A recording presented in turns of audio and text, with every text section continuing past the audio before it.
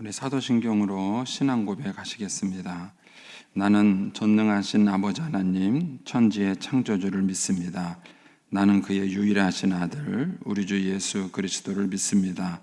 그는 성령으로 잉태되어 동정녀 마리아에게서 나시고 본디오 빌라도에게 고난을 받아 십자가에 못 박혀 죽으시고 장사된 지 사흘 만에 죽은 자 가운데서 다시 살아나셨으며 하늘에 오르시어 전능하신 아버지 하나님 우편에 앉아 계시다가 거기로부터 살아있는 자와 죽은 자를 심판하러 오십니다. 나는 성령을 믿으며 거룩한 공교회와 성도의 교제와 죄를 용서받는 것과 몸의 부활과 영생을 믿습니다. 아멘. 우리 찬송가 549장 찬송 하나님께 드리겠습니다. 549장입니다.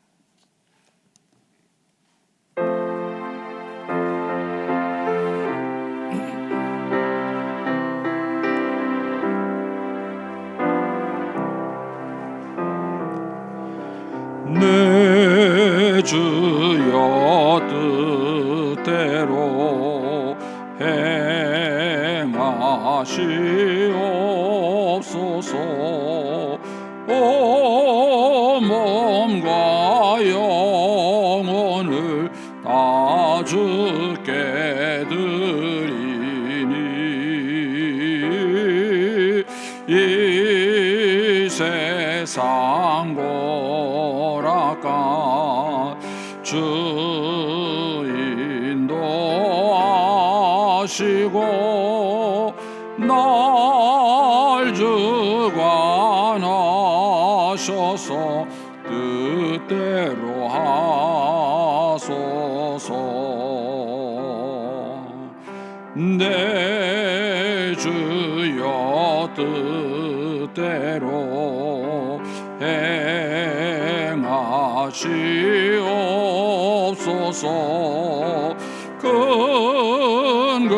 근심 중에도 낙심케 마소서. 주님도 때로는 울기도 하셨네. 날 주관하셔서 뜻대로 하소서.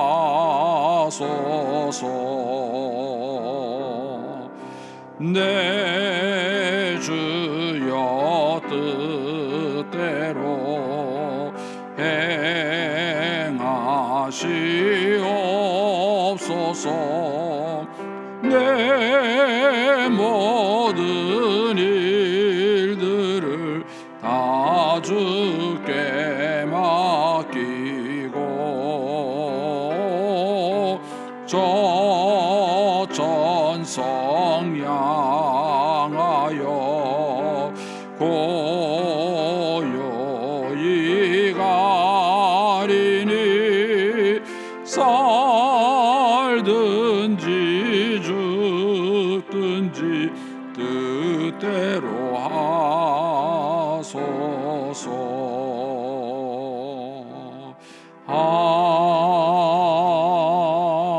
아멘. 기도하겠습니다. 좋으신 아버지 하나님 은혜를 감사합니다. 지난 간밤에도 저희들을 눈동자같이 지켜주시고 주님 품 안에서 편히 쉬게 하셨다가 이 새벽에도 저희들을 주 앞에 불러주심을 감사합니다. 물을 떠난 고기가 살 수 없음과 같이 저희가 주의 은혜가 없이는 살 수 없음을 고백합니다. 이 새벽에도 말씀과 기도 가운데 저희들을 만나주시며 주의 성령으로 충만케 하여 주시옵소서. 기도의 영을 부어주시며 마땅히 간구할 것들로 기도할 수 있게 하여 주옵소서. 주님께 감사의 예물을 올려드립니다. 범사에 감사합니다. 또 1,000번째 예물 성경금 올립니다. 하나님 아버지, 믿음으로 순종으로 감사로 드리는 예물을 주님께서 기뻐 받으시며 약속하신 하늘의 복과 땅의 복으로 충만하게 채워 주시옵소서. 주의 은혜로 종의 가정들을 형통케 해주시며 그 자녀들을 축복하여 주시옵소서. 예수님의 이름으로 축복하며 기도하옵나이다. 아멘. 오늘 아침 말씀은 출애굽기 39장 32절에서 43절까지 말씀입니다. 출애굽기 39장 32절에서 43절까지 말씀입니다. 같이 봉독하겠습니다. 이스라엘 자손이 이와 같이 성막 곧 회막의 모든 역사를 마치되 여호와께서 모세에게 명령하신 대로 다 행하고 그들이 성막을 모세에게로 가져왔으니 곧 막과 그 모든 기구와 그 갈고리들과 그 널판들과 그 띠들과 그 기둥들과 그 받침들과 붉은 물들인 순양의 가죽 덮개와 해달의 가죽 덮개와 가리는 휘장과 증거궤와 그 채들과 속죄소와 상과 그 모든 기구와 진설병과 순금 등잔대와 그 잔 곧 벌려놓는 등잔대와 그 모든 기구와 등유와 금제단과 관유와 향기로운 향과 장막 휘장문과 놋제단과 그 놋그물과 그 채들과 그 모든 기구와 물두멍과 그 받침과 뜰의 포장들과 그 기둥들과 그 받침들과 뜰문의 휘장과 그 줄들과 그 말뚝들과 성막 곧 회막에서 사용할 모든 기구와 성소에서 섬기기 위한 정교한 옷 곧 제사 직분을 행할 때에 입는 제사장 아론의 거룩한 옷과 그의 아들들의 옷이라. 여호와께서 모세에게 명령하신 대로 이스라엘 자손이 모든 역사를 마침에 모세가 그 마친 모든 것을 본즉 여호와께서 명령하신 대로 되었으므로 모세가 그들에게 축복하였더라. 아멘. 이 새벽에도 주의 은혜와 축복이 함께 하시기를 축원합니다. 먼저 광고 하나 드리겠습니다. 우리 이강인 집사님 아버님께서 어제 소천하셨습니다. 그리고 이제 부인은 장은아 집사님이십니다. 장례식장은 우리 규암농협 장례식장 202호이고요. 입관 예배가 오늘 오전 11시에 있습니다. 교회에서는 10시 50분에 출발하겠습니다. 발인 예배는 토요일 날 오전 6시 30분에 있습니다. 선산이 있어서 이번에는 매장을 합니다. 그래서 조금 일찍 하게 되고요. 6시 20분에 교회에서 출발하겠습니다. 이강인 집사님은 팔남전도회, 장은아 집사님은 17여전도회고요. 구역은 1교구 7구역입니다. 운구팀은 우리 B조 8에서 10남전도회가 수고해 주실 것 부탁드리겠습니다. 네. 오늘 이 출애굽기 39장에는 이제 성막을 이제 다 완성을 이제 재료를 다 준비한 것이죠. 그리고 이제 준비한 그 재료들을 가지고 이제 모세 앞에 다 갖고 나오는 이제 그런 내용입니다. 그래서 32절에는 그들이 이제 모세가 명령한 대로 그 성막을 다 준비했다 이런 얘기고요. 33절에서 41절까지는 이제 준비한 내용들의 품목입니다. 그러니까 지금까지 한 내용들을 쭉 그렇게 품목으로 쭉 나열을 한 것이죠. 그리고 이제 42절, 43절에는 이제 모세가 또 명령한 대로 다 지켜서 행했다. 이제 그렇게 이제 내용이 구성되어 있습니다. 먼저 32절에 보시면 이스라엘 자손이 이와 같이 성막 곧 회막의 모든 역사를 마치되 이렇게 표현되어 있죠. 여기 보면은 모세가 이 성막을 다 마쳤다 이렇게 표현하지 않고 이스라엘 자손이 이 성막의 모든 역사를 마쳤다 이렇게 그 표현을 하고 있습니다. 그러니까는 하나님은 모세에게 성막에 대한 설계도와 비전을 주시고 모세는 그것을 백성들에게 전달을 하고 그 다음에 그것을 실제 만든 사람들은 누구냐면은 이스라엘 백성들이 만든 것입니다. 그런데 이것이 이제 건강한 교회의 구조고 모습입니다. 건강한 교회에서 교회의 주인공은 누구냐? 목회자가 아닙니다. 성도입니다. 기독교 역사를 보면 초대교회는 그 평신도들의 활동이 굉장히 활발했습니다. 그것을 대표적으로 보여준 게 스데반과 빌립입니다. 그러니까는 교회를 처음에 세워갈 때는 베드로의 설교에 의해서 초대교회가 세워졌죠. 그런데 초대교회가 확장되는 모습을 행해서 나갈 때는 그 스데반과 빌립 집사가 훨씬 더 이렇게 활동적으로 섬겼던 모습들이 교회에 나타나 있습니다. 그래서 초대교회는 이 평신도들이 교회의 주인공이 되고 주체가 돼서 활동을 했던 것입니다. 그런데 이것이 기독교 역사로 흘러오는 동안에 313년에 콘스탄티누스 대제가 기독교를 국교화시켰을 때 이것이 교회에는 한쪽으로는 축복이 되면서 한쪽으로는 저주가 된 겁니다. 한쪽으로 축복이 됐다는 얘기는 그동안 교회에 있었던 핍박이 사라진 거죠. 사라지고 정식으로 기독교를 국교화시키면서 이 뭡니까 그 지하에 있던 그 카타콤에 있던 교회가 지상으로 올라와서 이제 굉장히 활발한 부흥이 된 겁니다. 그런데 황제가 기독교를 국교화시키고 나니까는요 모든 사람들이 다 신자가 돼버린 거예요. 그러니까는 어중이 뜨중이 할 것 없이 모든 사람들이 종교가 뭐냐 그러면 나는 기독교입니다 이렇게 돼버린 거예요. 그러면서부터 이 교회 안에 소위 말하는 훈련되지 않은 평신도들이 갑자기 몰려 들어옵니다. 이것을 하기 위해서 교회가 취한 것이 뭐냐면은 성직자와 평신도를 구분하기 시작한 겁니다. 이때 성직자와 평신도의 계급이 생겨요.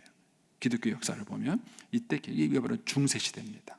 중세 시대가 돼가지고 이때 성직자가 하나의 어떤 특별한 그룹을 형성하게 되고 계급화가 됩니다. 그리고 이 성경도 교육자만 읽을 수 있게 되어 있습니다. 그래서 성경이 라틴어로 되어 있는데 원래는 히브리어와 헬라로 되어 있는데 이 히브리어와 헬라를 그 당시에 히브리어 헬라어를 그 당시에 통용했던 라틴 말로 번역이 됐어요. 근데 이것을 평신도들이 몰랐습니다. 라틴어를 몰랐어요. 그래서 이 라틴어를 가지고 성직자들만 성경을 읽었습니다. 평신도들은 성경을 읽지 못했어요. 근데 이제 첫 번째 일어난 종교 개혁이 뭐냐면은 이 라틴어로 된 성경을 루터가 독일어로 번역을 한 것입니다. 그래서 모든 성경을 평신도들이 볼 수 있게끔 한 것입니다. 그래서 종교 개혁이 일어났고 평신도들이 성경을 보면서 성직자가 잘못했다는 것을 알게 된 거죠. 성경을 보기 전에는 그걸 몰랐죠. 근데 이제 그거를 보고 난 다음에 잘못된 걸 알았고, 그래서 이제 종교 개혁이 일어난 것이고요. 그 다음에 제2의 종교 개혁이라는 것이 일어났는데 그것이 뭐냐면은 모든 사역을 성직자가 독점을 했습니다. 옛날에는 스데반과 빌립 집사 같은 훌륭한 사역자들이 평신도 사역자들이 있었는데 세월이 흘러가면서 그것이 없어져 버린 거예요. 그래서 이제 제2의 종교 개혁이라는 것은 뭐냐면은 평신도를 깨우는 거예요. 이제 이런 일에 앞장섰던 사람이 이제 우리 돌아가신 하용 오카노 목사님 이런 분들이 이제 평신도를 깨워서 평신도들의 능력을 활성화시키자 이렇게 이제 운동이 된 것이죠.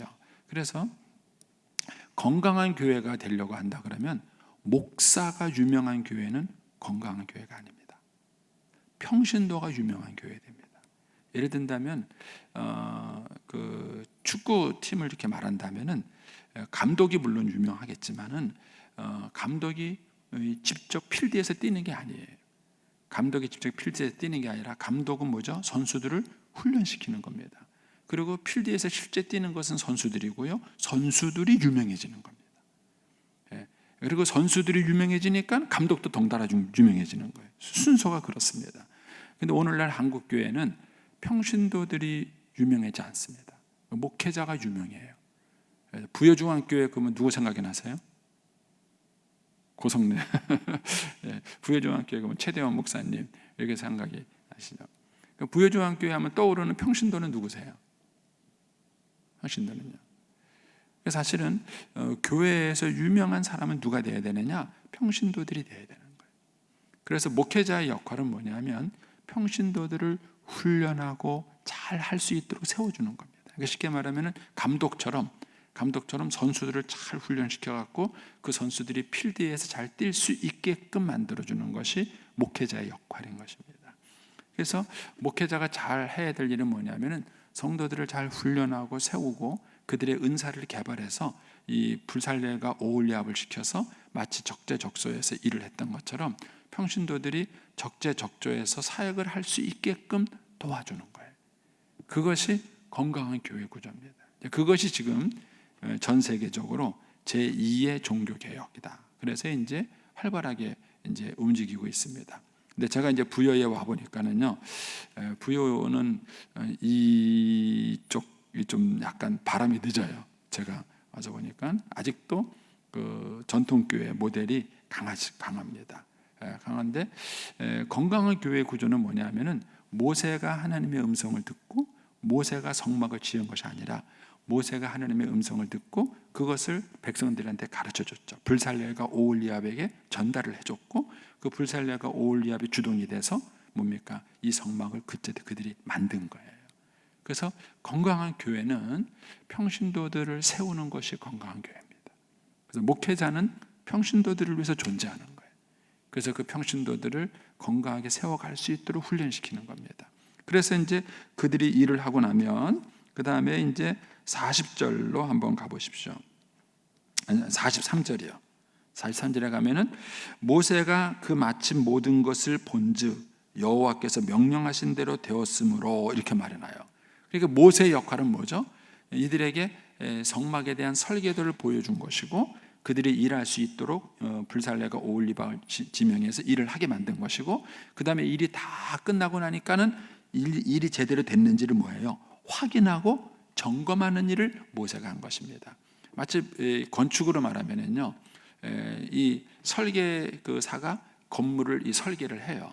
그러면 이제 건축업자가 이거를 짓습니다.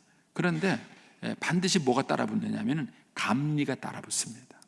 왜 감리가 따라붙느냐면은 설계도대로 건축업자가 짓는지를 확인하는 거예요. 왜냐하면 건축업자가 여러 가지 이유로 설계도대로 짓지 않을 경우가 있습니다. 감리는 그거를 감독하는 거예요. 그러면 오늘 본문대로 한다면 설계도는 누가 지은 거예요? 하나님이 지으신 거예요. 하나님께서 이 성막에 대한 설계도를 만드셨고 그 설계도를 이제 모세가 전달했죠. 그 설계도를 보고 불살레가 오홀리압이 성막을 만들었습니다. 그리고 모세는 뭐 한 거예요? 감리를 한 거예요. 감리를 해가지고 정말 이들이 설계도대로 지었는지 안 지었는지를 확인하는 작업을 한 것입니다. 그게 목회자의 역할이에요. 그러니까 여러분들이 목회자에게 뭘 기대를 해야 되느냐? 그걸 기대하셔야 되는 거예요. 그래서 건강한 교회가 되려고 한다 그러면 생각해 보세요. 제가 하루에 몇 명이나 만날 수 있겠습니까? 또 그냥 뭐 우리 최대원 목사님은 제가 얘기 들어보니까 많이 신방할 때는 하루에 20집을 신방하셨대요. 제가 눈이 동그래져가지고 목사님 어떻게 하셨어요? 그러니까 여러분 하루에 20집 불가능합니다. 그런데 만약에 실제 하루에 20집을 신방했다고 가정을 하면은 한 집에 가서 얼마나 있었을 것 같으세요? 1시간이면 20시간이에요. 1시간 있지 않았다는 얘기죠. 30분이면요 10시간입니다. 10시간입니다. 이것도 쉽지 않은 거예요. 그러면 한 집에 가서 30분 이하로 있었다는 뜻이에요. 그러니까 20집을 가능한 거예요. 그런데 이렇게 만나가지고 신방이 되겠는가 하는 거예요. 한 사람을 만나서 얘기를 들어주고 얘기를 하고 주거니 받거니 하면요 기본 2시간이에요. 그러면 기본 2시간이면은 목회자가 하루에 만날 수 있는 사람이 몇 명이나 되겠습니까? 그리고 신방만 하냐는 거예요. 목사가 신방만 하냐는 거예요. 그러니까 만약에 이런 식으로 물리적으로 따져간다면은 목사 한 명이 1000명의 교인을 돌본다는 것은 물리적으로 불가능한 것입니다. 이것이 전통 모델의 문제점인 거예요. 왜냐하면 신방을 목사만 하는 겁니다. 이거는 목사들의 평신도들을 훈련시키지 않았기 때문에 그런 거예요. 그래서 모세가 이것 때문에 망할 뻔했죠. 그래서 이드로가 조언을 해주죠. 이러면 너도 망하고 백성도 망한다. 그래서 1000부장, 50부장, 100부장 이거를 세워서 작은 일은 그들이 하고 중요한 일은 내가 해야 된다. 이렇게 말한 거예요. 그것이 교회가 세운 구역장들이에요. 구역장, 교구장들이에요. 이 구역장, 교구장들이 목사의 준한 역할을 할 수 있어야 돼요. 그 목사의 준한 역할을 하려고 한다면은 구역장, 교구장들이 성경에 어느 정도 능통해야 되고요. 사람을 상담하고 얘기를 들어줄 수 있는 상담 기술이 있어야 돼요. 이런 것들을 구역장, 교구장들이 훈련받아야 돼요.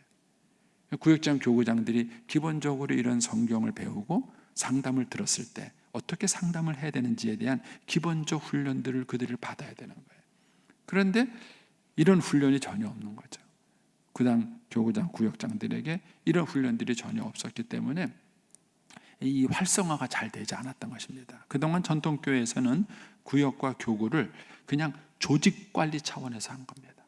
회사에서 부서를 나누고 조직을 나누고 조직을 관리하듯이 조직관리적인 면에서 그동안 교구 관리를 한 거예요. 이것이 전통교회 모델이에요. 그런데 선교적 교회의 모델은 뭐냐? 이 구역장 강사들이 목회자의 준한 역할을 할 수 있도록 훈련시키는 겁니다. 그리고 그들이 천부장, 백부장, 50부장 역할을 해서 그들이 어느 정도 작은 일들은 그들이 감당하고 그 다음에 조금 더 전문적이고 어려운 일들을 목회자가 감당하는 이런 구조가 돼야 교회가 건강해질 수 있고 부흥을 경험할 수 있다는 얘기입니다.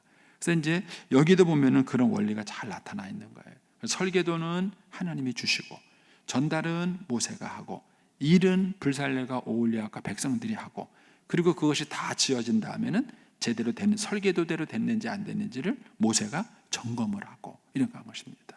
그래서 이렇게 해서 잘 됐을 때 그 다음에 44절 끝부분에 가면 어떡합니까? 모세가 그들에게 축복하였다 그랬습니다. 모세가 그들에게 수고했다고 봉급을 줬다 이렇게 안 돼 있어요. 뭐 은금을 줬다 이렇게 된 게 아니에요. 모세가 한 것은 뭐냐면은 그들이 하나님께 순종한 대로 그들을 축복해 주신 겁니다. 그리고 하나님께서 그들에게 복을 주는 거예요. 그러니까 교회에서 우리가 여러 가지 많은 수고와 일을 하고 난 다음에 그것을 하나님이 주시는 영적 대가를 우리가 기대해야 되는 거예요. 근데 이제 그것이 영적 대가가 아닌 교회가 자꾸 다른 걸로 보상을 해주려고 그러고 해줄 때 그것이 본질에서 벗어나게 되는 것입니다. 그러니까 이런 구조가 이 성막을 만드는 이 모습 속에서 담겨져 있다 하는 것을 우리가 여기서 발견하게 되는 것이죠. 또 하나 이제 여기서 우리가 묵상하는 거는 32절에 가시면은요, 이스라엘 자손이 이와 같이 성막 곧 회막이랬습니다. 이 성막의 목적은 뭐냐면 회막이에요. 회막이 뭡니까? 만나는 장소라는 뜻이에요. 누구를 만납니까? 하나님을 만나는 거예요. 그러니까 이들이 성막을 지은 목적이 뭐냐면은 하나님을 만나는 장소를 만든 거예요. 그래서 하나님이 우리 가운데 계시고 이스라엘 백성들이 하나님을 만날 일이 있으면은 성막에 가고 그곳에 가서 하나님을 만나고 경험을 하는 것이지요. 그래서 이 회막을 만들기 위해서 꼭 필요한 것이 뭐냐면은 하나님이 시키는 대로 해야 되는 거예요. 여기도 이 표현이 반복되죠. 32절 끝부분에 가면은 여호와께서 모세에게 명령하신 대로 다 행하고 이런 표현. 39장에서 계속 이 표현이 반복됐죠. 그 다음에 42절에 가면은 여호와께서 모세에게 명령하신 대로 이런 말이 나오죠. 그 다음에 43절 중간에도 보면은 여호와께서 명령하신 대로 되었으므로 이런 표현이 나와요. 그러니까는 이 성막 전체를 할 때에 하나님이 시키는 대로 지었어야 돼요. 왜요? 하나님을 만나기 위해서. 이것은 이제 우리에게 뭘 말씀해 주냐면은 우리가 오늘날도 하나님을 만나려고 한다 그러면 하나님의 말씀대로 만나야 되는 거예요. 그런데 신앙생활을 말씀대로 하지 않고 경험대로 하는 분들이 의외로 많습니다. 안 그럴 것 같은데 그런 분들이 의외로 많으세요.